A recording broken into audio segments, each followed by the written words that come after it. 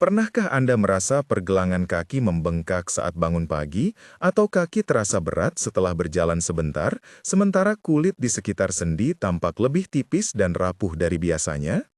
Pernahkah Anda mencoba krim, kompres dingin, atau suplemen mahal dan masih bertanya-tanya apakah ada pendekatan sederhana dari dapur Anda sendiri yang benar-benar membantu struktur sendi dan mengurangi pembengkakan?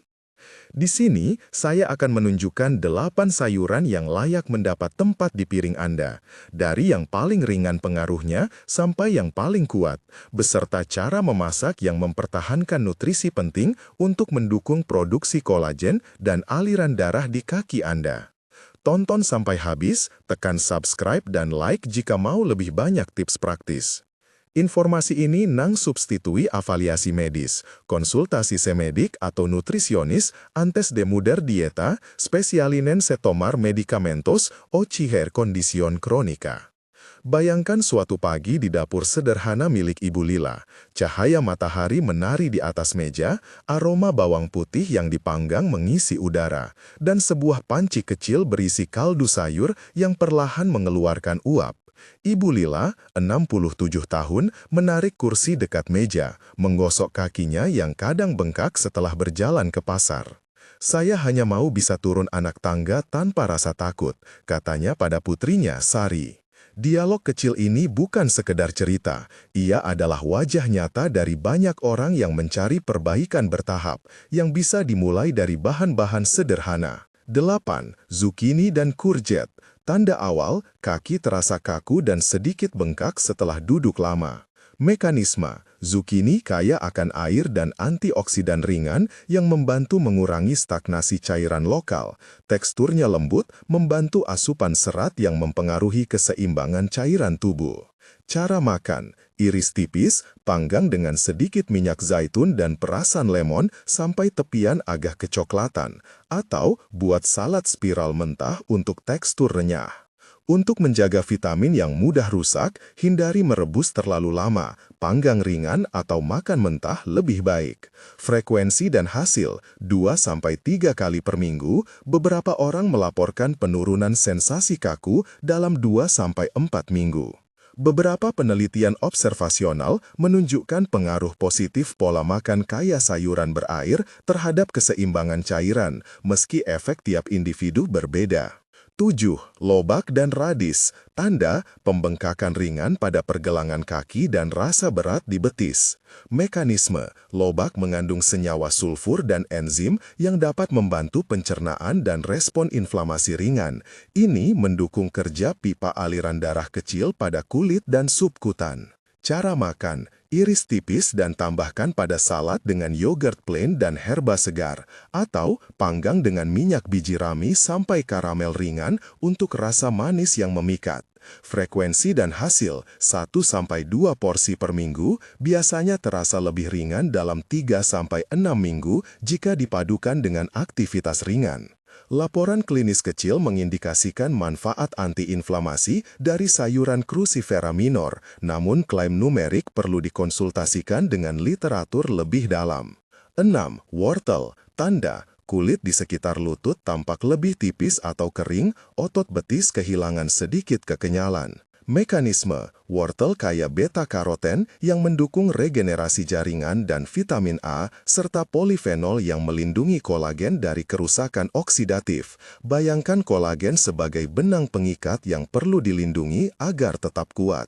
Cara makan, panggang potongan wortel dengan madu tipis dan rosemary atau blender menjadi sup krim ringan dengan kaldu tulang atau vegan untuk asupan yang hangat dan mudah dicerna. Frekuensi dan hasil 3-4 kali per minggu. Beberapa orang merasakan tekstur kulit sedikit membaik dalam 4-8 minggu ketika dikombinasikan dengan sumber vitamin C. Sari menaruh semangkuk sup wortel hangat untuk ibunya. "Rasanya manis dan mengingatkan masa kecil," kata Ibu Lila, dan udara dapur terasa seperti obat kecil. Selain nutrisi, ada aspek kenyamanan yang membantu kebiasaan makan bertahan. 5. Bayam dan sayuran daun hijau gelap. Tanda, cepat lelah saat menanjak, sensasi kesemutan ringan di kaki ketika berdiri terlalu lama. Mekanisme, daun hijau kaya akan nitrat alami yang tubuh dapat ubah menjadi oksida nitrat, molekul yang merelaksasi pembuluh darah dan meningkatkan aliran darah. Bayangkan itu sebagai perbaikan sementara pada pipa kecil yang menyalurkan darah ke jaringan. Selain itu, bayam menyediakan vitamin K untuk kesehatan jaringan ikat. Cara makan, konsumsi bayam mentah sebagai salad dengan dressing jeruk yang membantu penyerapan zat besi atau tumis singkat dengan minyak zaitun dan bawang putih untuk rasa hangat. Hindari memasak terlalu lama agar nitrat tidak rusak. Frekuensi dan hasil 3-5 kali per minggu. Beberapa studi menunjukkan peningkatan aliran darah perifer setelah pola makan tinggi nitrat dalam beberapa minggu, tetapi respons individual bervariasi. 4. Paprika merah dan sayuran kaya vitamin C. Tanda, mudah memar di kulit sekitar tulang kering atau lutut, pemulihan luka kecil yang lambat. Mekanisme, vitamin C adalah kofaktor penting untuk sintesis kolagen. Tanpa cukup vitamin C, kerangka kolagen tidak terbentuk. Paprika merah menawarkan vitamin C lebih banyak daripada jeruk per porsi. Cara makan, cincang paprika segar menjadi salsa ringan dengan tomat, bawang merah, dan sedikit minyak zaitun. Atau panggang hingga kulitnya melepuh lalu kupas untuk sup halus. Frekuensi dan hasil 3-4 kali per minggu. Beberapa laporan klinis dan penelitian kecil menunjukkan peningkatan indikator sintesis kolagen dan penyembuhan luka dalam beberapa minggu pada diet kaya vitamin C. 3. Seledri dan peterseli. Tanda, retensi cairan yang berulang di pergelangan kaki, terutama di akhir hari. Mekanisme, keduanya mengandung mineral dan flavonoid yang mendukung fungsi ginjal ringan dan mempromosikan keseimbangan cairan. Peterseli juga kaya vitamin C dan komponen yang membantu sintesis kolagen, ibarat tim perbaikan yang menghadirkan bahan baku. Cara makan, buat pesto peterseli dengan minyak zaitun, kacang-kacangan ringan dan sedikit keju parut sebagai olesan pada roti gandum. Atau buat jus seledri segar dicampur mentimun dan perasan lemon untuk minuman pembersih yang menyegarkan. Frekuensi dan hasil 2-4 kali per minggu. Beberapa praktek pengobatan tradisional dan studi observasional menunjukkan efek mild diuretik yang dapat membantu pengurangan bengkak jangka pendek, namun jangan gunakan sebagai pengganti obat diuretik yang diresepkan. Di salah satu sore, Pak Hasan, tetangga Ibu Lila, mampir membawa seikat peterseli dari kebun kecilnya. Ia bercerita bagaimana setelah memasukkan peterseli ke dalam sup mingguan, kakinya terasa kurang berat. Cerita-cerita seperti ini bukan bukti ilmiah lengkap, tetapi memotivasi eksperimen kecil yang aman saat Anda berkonsultasi dengan profesional kesehatan. 2. Brokoli dan sayuran cruciferous kuat. Tanda, nyeri sendi ringan, kehilangan kuat otot penopang di sekitar lutut. Mekanisme, brokoli mengandung sulforapein dan senyawa bioaktif lain yang membantu modulasi respon inflamasi dan melindungi jaringan kolagen dari degradasi. Juga memberikan vitamin C dan mineral yang merupakan bahan baku untuk perbaikan jaringan. Bayangkan brokoli sebagai pekerja yang membersihkan dan memasang kembali kerangka kolagen. Cara makan, kukus ringan atau tumis cepat untuk mempertahankan nutrisi. Tambahkan perasan lemon dan taburan biji wijen untuk tekstur. Frekuensi dan hasil 2-3 kali seminggu. Beberapa penelitian praklinis dan studi awal manusia menyatakan potensi sulforafen dalam mengurangi tanda-tanda kerusakan jaringan. Meski klaim harus ditafsirkan dengan hati-hati. 1. Kale, kubis daun gelap dan sayuran super kaya mineral. Tanda, pembengkakan kronis yang berkaitan dengan kulit yang kehilangan elastisitas maupun rasa tidak stabil pada sendi kecil. Mekanisme, Kale adalah sumber silika nabati, vitamin C, kalsium, dan magnesium yang bersama-sama menyediakan bahan bangunan dan dukungan struktural bagi pembentukan kolagen. Silika berperan seperti tiang kerangka kecil yang memberi kekuatan pada jaringan ikat. Cara makan: buat salad kale dengan urutan. Pijat daun kale dengan sedikit minyak zaitun dan garam untuk melunakkan serat. Tambahkan jeruk, kacang panggang, dan potongan apel untuk keseimbangan tekstur. Atau panggang kale menjadi chips renyah untuk camilan yang memuaskan. Frekuensi dan hasil: 3-5 kali per minggu. Laporan pengamatan diet menunjukkan bahwa pola makan yang konsisten kaya sayuran daun gelap dapat mendukung tanda-tanda kekuatan jaringan dalam beberapa minggu sampai bulan, terutama bila dikombinasikan dengan protein cukup dan aktivitas fisik ringan. Di tengah semua langkah ini, ada aturan praktis yang sering dilupakan. Cara memasak mempengaruhi potensi nutrisi. Vitamin yang larut dalam air seperti beberapa vitamin B dan vitamin C dapat hilang dengan pemanasan berlebih dan perebusan panjang. Teknik yang disarankan untuk usia Anda adalah panggang ringan, tumis cepat, kukus singkat, atau konsumsi mentah bila aman. Menambahkan lemak sehat seperti minyak zaitun atau alvokat pada sayuran yang kaya vitamin larut memperbaiki penyerapan nutrisi. Selain itu, mengkombinasikan sayuran sumber vitamin C dengan sumber protein, ikan, kacang-kacangan, membantu menyediakan asam amino yang dibutuhkan untuk sintesis kolagen. Jika Anda sedang mengonsumsi obat pengencer darah, obat tekanan darah, atau diuretik, perhatikan interaksi potensial. Misalnya, konsumsi porsi besar seledri atau suplemen herbal tertentu dapat mempengaruhi obat. Jangan menghentikan obat Anda tanpa membicarakannya dengan dokter. Langkah-langkah praktis untuk memulai. Pilih satu sayuran dari daftar ini dan rencanakan 2 hari dalam minggu untuk memasaknya menurut cara yang disarankan. Catat perubahan kenyamanan kaki dan pembengkakan setiap minggu. Tambahkan aktivitas ringan, jalan 10-20 menit sehari atau latihan kekuatan sederhana untuk otot penopang, karena nutrisi bekerja paling baik bersama gerak yang memicu aliran darah. Banyak pasien melaporkan perbaikan bertahap, penurunan rasa berat, pengurangan pembengkakan ringan, dan perasaan kulit lebih elastis setelah 4-12 minggu konsistensi. Di pojok dapur, Sari menulis jadwal mingguan untuk ibunya. Hari Senin, sup wortel dan salad paprika. Rabu, tumis bayam cepat. Jumat, panggang brokoli dengan lemon. Mereka menyusun resep sederhana agar kebiasaan itu tetap bertahan. Inilah inti dari perubahan kecil yang bertahan. Kombinasi rasa yang enak, kemudahan persiapan, dan rutinitas yang bisa diikuti. Beberapa penelitian observasional dan uji coba kecil menunjukkan manfaat pola makan kaya sayuran terhadap indikator kesehatan jaringan dan aliran darah. Tetapi, klaim spesifik tentang persentase perbaikan perlu diperkuat dengan penelitian lebih lanjut. Berbeda-beda. Kalau Anda mencari angka pasti, bicarakan dengan profesional kesehatan yang dapat melihat kondisi Anda secara menyeluruh. Dan jika Anda mengalami pembengkakan yang tiba-tiba, nyeri hebat, atau sesak napas, segera cari penanganan medis darurat.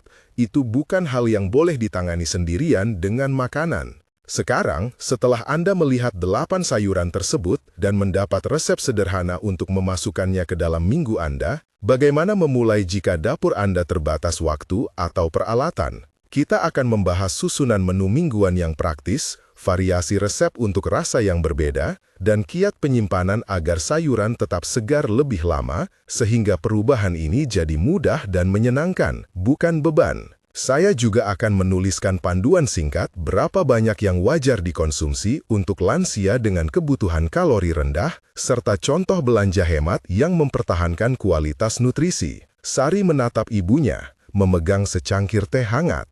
Mulai dari satu sayur dulu, Bu. Kita lihat bagaimana perasaanmu setelah 2 minggu. Ujarnya lembut.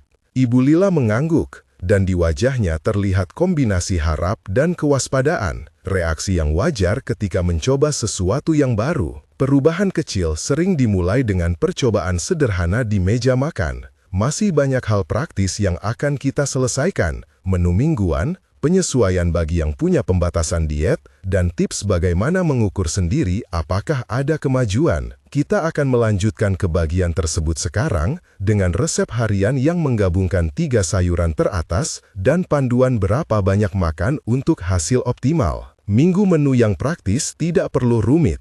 Ide utamanya, ulangi pola sederhana sepanjang minggu sehingga persiapan tetap ringan dan orang tua tidak bosan. Sekarang, berikut contoh susunan mingguan yang menggabungkan 3 sayuran teratas, bayam, brokoli, dan wortel paprika dengan porsi yang wajar untuk lansia berkalori rendah dan langkah persiapan yang hemat waktu. Contoh menu mingguan, porsi untuk 1 orang lansia dengan kebutuhan kalori rendah. Prinsip porsi sayur. 1 porsi sayur matang sama dengan setengah sampai 1 cangkir.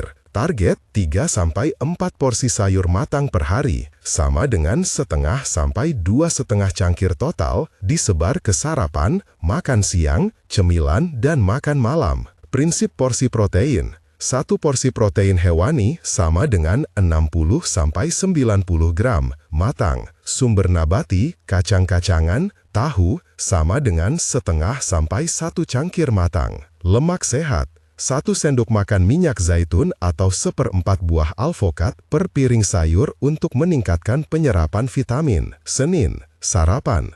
Omelet 1 telur, putih telur tambahan, campur bayam cincang sekitar setengah cangkir matang, dan sedikit paprika cincang. Roti gandum 1 iris opsional. Makan siang, sup wortel paprika, blender, dengan 1 potong ikan panggang, 70 gram. Salad kecil brokoli kukus setengah cangkir, diberi minyak zaitun dan perasan lemon. Cemilan sore, yogurt tawar dengan potongan buah. Makan malam, tumis bayam cepat dengan bawang putih, tahu panggang setengah cangkir, nasi merah setengah porsi kecil. Rabu, sarapan, smoothie bayam, secubit bayam, pisang kecil, susu kedelai, pakai lemak sehat sedikit, 1 sendok makan selai kacang. Makan siang, salad hangat brokoli roast, brokoli panggang dengan sedikit minyak dan lemon, quinoa kecil, ayam suwir. Cemilan sore, wortel batang plus humus. Makan malam, sup bening sayur, wortel, seledri, dan ikan kukus. Jumat,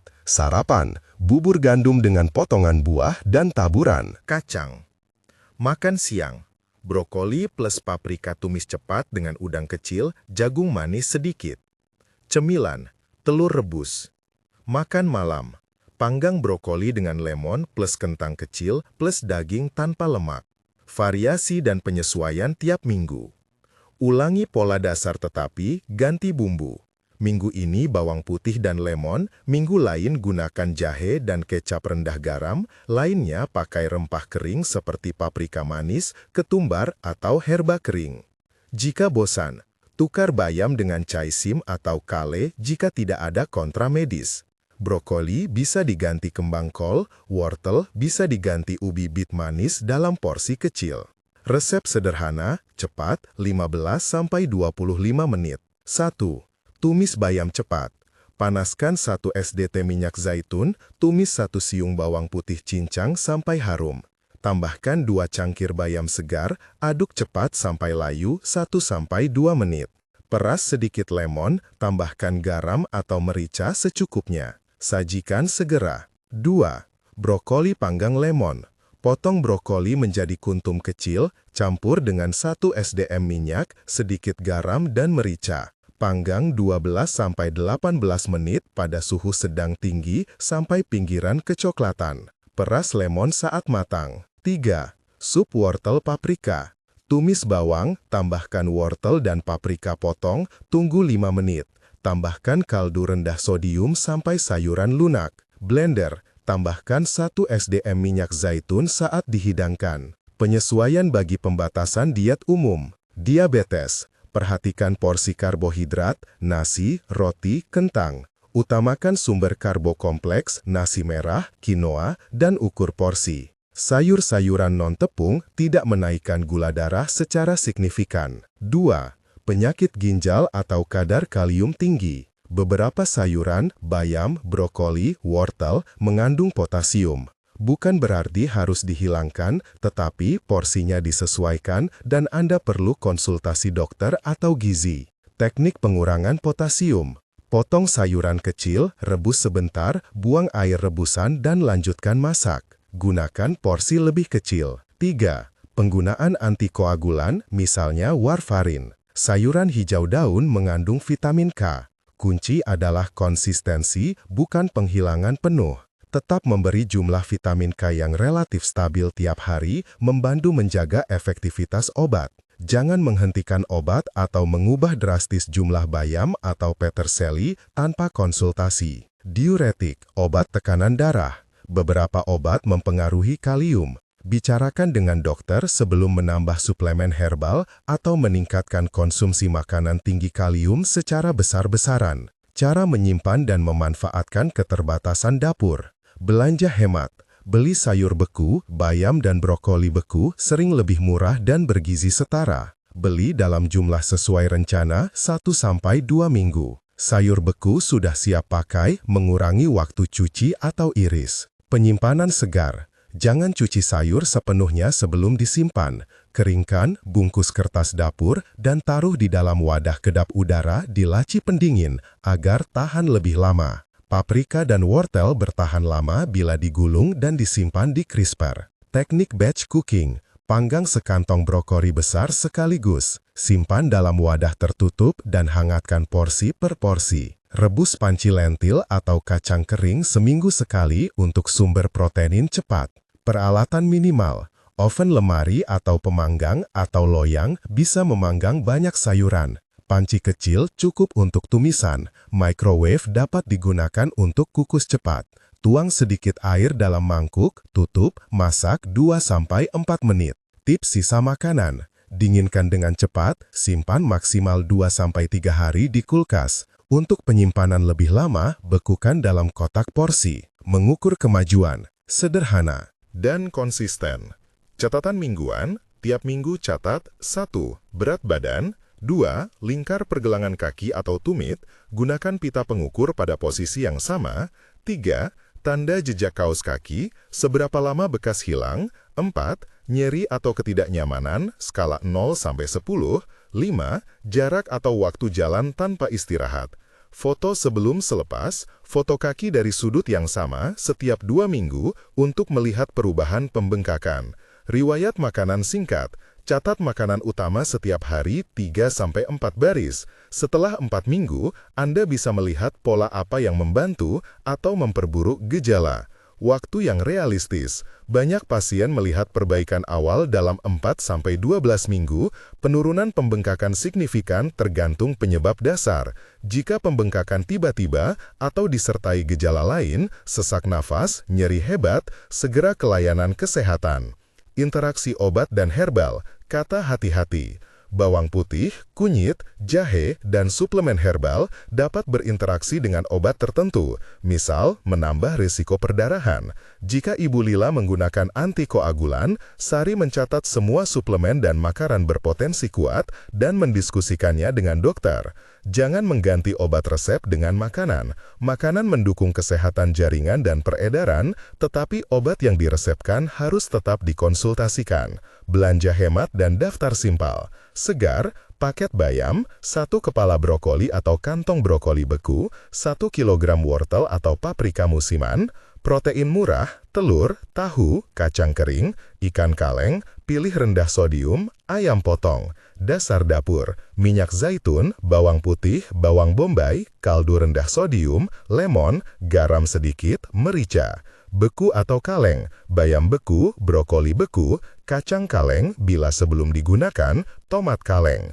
Alat bantu, wadah makanan berukuran porsi, pita pengukur, pisau tajam. Sari dan Ibu Lila mulai menjalani minggu pertama dengan rencana sederhana. Minggu ini fokus pada 2 hari memasak bersama, Senin dan Jumat, sisanya memakai sisa yang telah dipanggang atau direbus. Di dapur kecil mereka, aroma bawang putih yang menumis dan harum lemon dari brokoli panggang memenuhi ruangan. Sari menata piring, menambahkan sendok minyak zaitun di atas tumis bayam, sedangkan Ibu Lila mencicipi sup wortel. Senyum kecil muncul ketika rasa manis wortel bertemu paprika yang sedikit bersenyala. Minggu depan kita ukur lagi, Bu. Kita catat lingkar ankle dan catatan jalan, kata Sari sambil mencatat di buku kecilnya. Ibu Lila mengangkat cangkir tehnya, lalu menepuk tangan anaknya ringan. Baiklah, kita coba dulu 2 minggu. Mereka merapikan meja, menyimpan sisa yang sudah diporsikan, dan menempelkan selembar catatan belanja di kulkas agar belanja minggu depan lebih teratur. Perubahan terbaik sering lahir dari rutinitas sederhana, bukan dari usaha besar sesaat. Dengan resep-resep singkat, penyimpanan cerdas, dan pengukuran mingguan yang mudah, Sari dan Ibu Lila mengambil langkah kecil namun nyata menuju kenyamanan yang lebih baik. 2 minggu berlalu dalam irama yang baru. Memasak bersama 2 kali seminggu, sisa yang sudah diporsi rapi di kulkas, dan catatan kecil Sari yang semakin rapi. Pagi itu, Sari bangun lebih awal untuk menimbang bahan sebelum berangkat kerja. Cahaya matahari menembus tirai tipis, menerpa meja dapur yang masih mengandung sedikit aroma bawang putih dari tumisan malam sebelumnya. Ibu, ayo kita ukur dulu, kata Sari sambil mengambil pita pengukur dari laci. Ibu Lila duduk di ujung tempat tidur, kaki disangga. Bantal, senyum tenang tetapi ada kilau harap di matanya. Sari membungkuk, menghitung dan menuliskan angka pada buku kecilnya. Lingkar pergelangan kaki kanan berkurang sedikit. Catatan jalan menunjukkan penambahan 150 meter tanpa istirahat. Bukan perubahan besar, tapi cukup untuk menumbuhkan keberanian. Kecil saja, tapi terasa, gumam Ibu Lila. Ia menarik nafas panjang, seolah mengukur juga usaha yang telah diberikannya. Rasa sakitnya mulai berkurang saat pagi. Mereka merayakannya dengan secangkir teh hangat. Setelah itu, Sari menempelkan selembar catatan baru di kulkas. Agenda pekan, Senin, panggang brokoli, Jumat, rebus lentil dan buat sup. Di sampingnya, daftar belanja dipenuhi tanda centang. Namun, hidup tidak selalu sekedar daftar dan resep. Pada suatu sore, saat Sari pulang lebih awal karena rapat kantor dibatalkan, mereka mendapat undangan mendadak dari tetangga untuk arisan kecil. Hanya sekotak kue dan beberapa gelas kopi, kata Bu Ratna, tetangga sebelah. Ibu Lila ingin ikut. Ia ragu sejenak, lalu menatap Sari yang memberi anggukan halus. Mereka berdua pergi, duduk di teras rumah tetangga sambil berbagi cerita lama. Aroma kue manis, lebih banyak garam daripada yang seharusnya menurut catatan diet Sari, membuat Ibu Lila menikmati tanpa sadar. Malam hari setelah pulang, Ibu Lila mengeluh kakinya terasa lebih berat. Sari mengangkat selimut, melihat kulit kaki sedikit lebih menonjol. Jantungnya berdebar, ia teringat peringatan dokter tentang tanda-tanda yang harus diwaspadai. Kita cek besok pagi, kata Sari menenangkan, tetapi ketakutan mengendap. Pagi berikutnya, mereka mengukur lagi. Lingkar pergelangan kaki naik, catatan jalan sedikit menurun. Sari menatap angka-angka itu seperti membaca peta yang berubah-ubah. Ia mengangkat telepon, menghubungi klinik komunitas untuk berkonsultasi. Mereka mendapatkan jadwal untuk pemeriksaan lebih lanjut. Dokter umum yang ramah mengambil waktu lebih lama dari biasanya, menanyakan riwayat, obat yang sedang diminum, serta suplemen yang pernah dicatat Sari. Penyebab pembengkakan bisa bermacam-macam, jelas dokter, sambil membuka catatan. Bisa karena pola makan tinggi garam, bisa juga karena masalah vena atau efek obat. Kalau ada perubahan mendadak atau rasa nyeri hebat, kita lebih waspada untuk trombosis. Untuk yakin, kita akan melakukan pemeriksaan dasar dulu. Sari mengangguk, merasa lega karena tindakan konkret diambil. Mereka diberi rujukan untuk USG vena di klinik yang bekerja sama. Waktu tunggu singkat karena ada pembatalan. Di ruang tunggu, Ibu Lila memegang tangan Sari. Maaf merepotkanmu nak, bisiknya. Bukan merepotkan Bu, kita urus sama-sama, jawab Sari, menahan emosi yang muncul sebagai gabungan sayang, takut dan tanggung jawab. Hasil USG menunjukkan bahwa tidak ada trombus akut, kata dokter spesialis vena sambil tersenyum menenangkan. Tetapi, ada tanda insufisiensi vena kronis. Pembuluh balik bekerja kurang efisien sehingga cairan menumpuk di jaringan. Ini umum pada usia ibu dan bisa diperbaiki dengan langkah konservatif, kompresi berkala, elevasi kaki, latihan pergelangan, serta kontrol berat badan dan asupan garam. Rangkaian itu terasa seperti rencana yang bisa dilakukan. Mereka pulang dengan resep stocking kompresi kelas ringan dan brosur latihan sederhana. Sari membaca setiap kalimat dalam brosur itu pada malam hari, latihan pada tempat tidur, mengangkat kaki beberapa kali, menggulung handuk di bawah telapak saat berbaring. Mereka mulai menerapkannya perlahan, seberas latihan di pagi hari sebelum sarapan, elevasi kaki di sofa saat menonton berita ringan, dan penggunaan stocking saat berjalan ke pasar. Ada hari-hari sabar yang gitir. Stocking kompresi awalnya terasa sempit. Ibu Lila mengeluh sedikit sesak. Sari menggantikan tugas menutupnya dengan pelan, membelikan sarung tangan kain tipis agar tidak langsung menggosok kulit. Malam tertentu, setelah menyelesaikan laporan kerja, Sari duduk di lantai ruang tamu, memijat perlahan betis ibunya sesuai teknik yang diajarkan fisioterapis. Sentuhan itu membawa keheningan hangat, bukan hanya perawatan fisik, tetapi pengakuan atas pergulatan yang tak selalu terlihat. 3 minggu berikutnya menampilkan pola yang lebih stabil. Catatan mingguan menunjukkan penurunan pembengkakan yang lebih nyata. Foto sebelum sesudah memperlihatkan kontur kaki yang lebih lembut.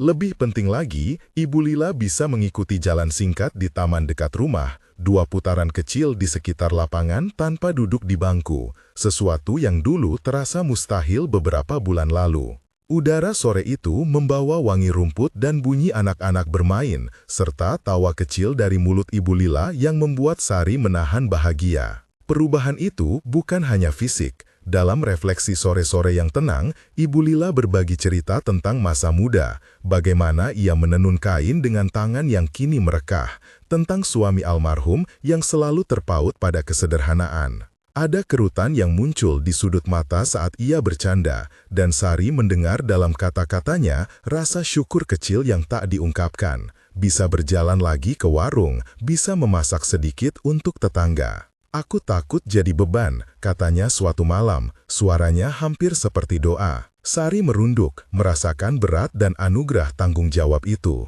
"Bukan beban, Bu, ini tugas yang paling aku pilih.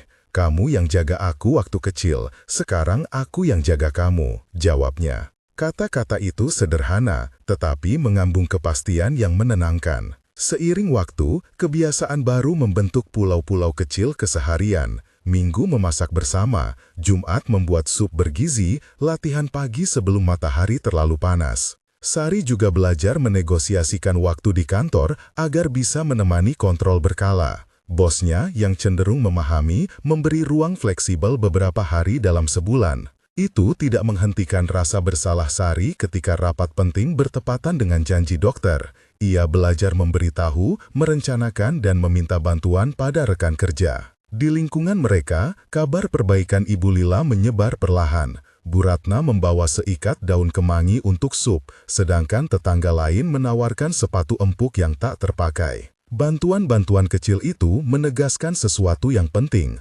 Komunitas bukan sekedar tempat tinggal, melainkan jaringan pertolongan yang aktif. Suatu sore, Sari dan Ibu Lila berjalan ke pasar dengan langkah yang lebih ringan. Pedagang ikan menyapa, memajang ikan segar yang baru datang. Sari memilih ikan rendah sodium dan meminta penjual membersihkannya tanpa tambahan garam. Mereka membeli wortel dan bayam segar, membayangkan sup hangat untuk makan malam. Di antara riuh pasar, Ibu Lila berhenti sejenak memegang keranjang belanja, menatap langit yang cerah. "Apa yang kau lihat, Bu?" tanya Sari, ingin menangkap momen kecil itu. Ibu Lila tersenyum, matanya berkaca. "Lihat, kamu bisa tertawa lagi saat mencolokkan wortel," jawabnya suaranya lembut. "Siapa sangka aku akan menyaksikan anakku jadi perawatku." Malam itu mereka memasak bersama, bunyi panci berdenting, aroma rempah menyebar hangat. Saat menata meja sederhana, Sari menaruh 1 piring kecil sup wortel untuk tetangga yang membantu beberapa minggu lalu. Mereka makan dalam keheningan yang nyaman, penuh rasa syukur atas langkah-langkah kecil yang kemudian terasa besar.